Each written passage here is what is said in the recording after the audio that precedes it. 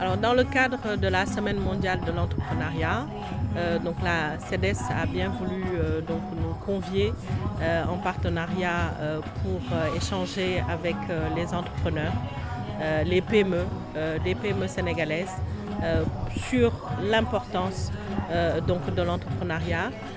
C'est donc des initiatives qui ont aussi été faites par notamment Jocolab, qui aujourd'hui l'un des principaux acteurs dans le cadre de l'accompagnement d'innovation en termes d'incubation des entrepreneurs.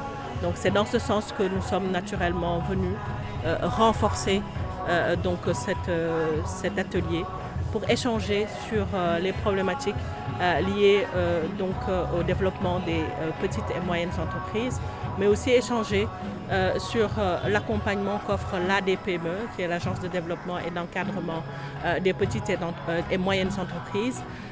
L'idée, c'est vraiment de pouvoir avoir une cohérence démarche.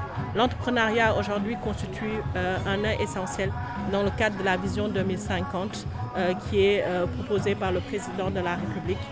Aujourd'hui, dans un écosystème où on a 99,8% des entreprises qui sont des petites et moyennes, très petites et moyennes entreprises, il est essentiel que nous puissions capaciter nos entrepreneurs pour pouvoir vraiment être le noyau qui va porter cette économie dans le cadre de l'agenda de transformation économique.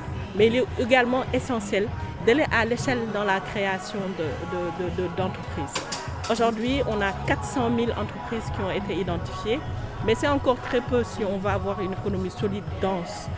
Et donc, dans le cadre des missions de l'ADPME, cela fait partie des objectifs de densifier le tissu donc des PME, donc de créer beaucoup plus d'entrepreneurs, mais d'entrepreneurs responsables, d'entrepreneurs qui ont l'âme de l'entrepreneuriat, mais qui vont permettre vraiment d'aller à l'échelle et nous permettre également, avec le secteur privé, de répondre à cette problématique d'employabilité, notamment des jeunes et des femmes.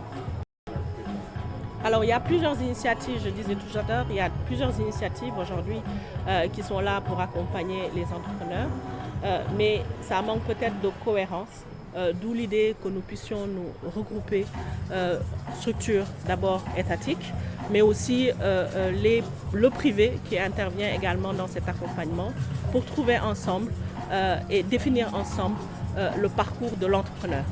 Faciliter, simplifier la démarche de manière à ce que l'entrepreneur puisse se retrouver dans cet écosystème déjà très difficile en termes d'accompagnement.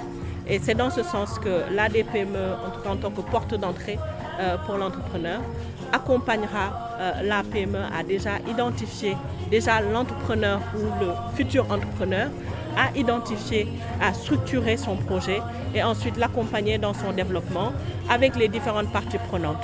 C'est-à-dire que l'ADPME joue vraiment le rôle de porte d'entrée et permettra, selon les besoins de l'entreprise, mais de l'accompagner ou de l'orienter selon ses besoins.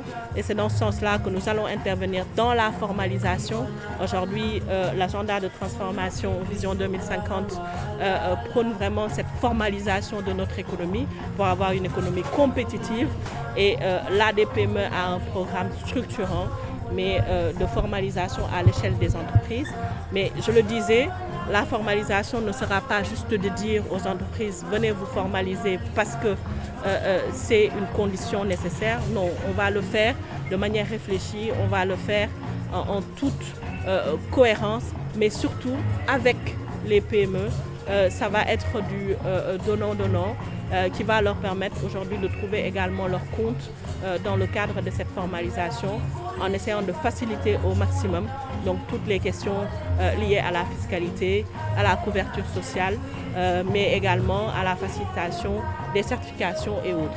Donc toutes ces problématiques-là, l'ADPME essaie de le prendre en charge avec les acteurs de l'écosystème pour vraiment faciliter le parcours entrepreneurial donc des jeunes, des femmes et des hommes.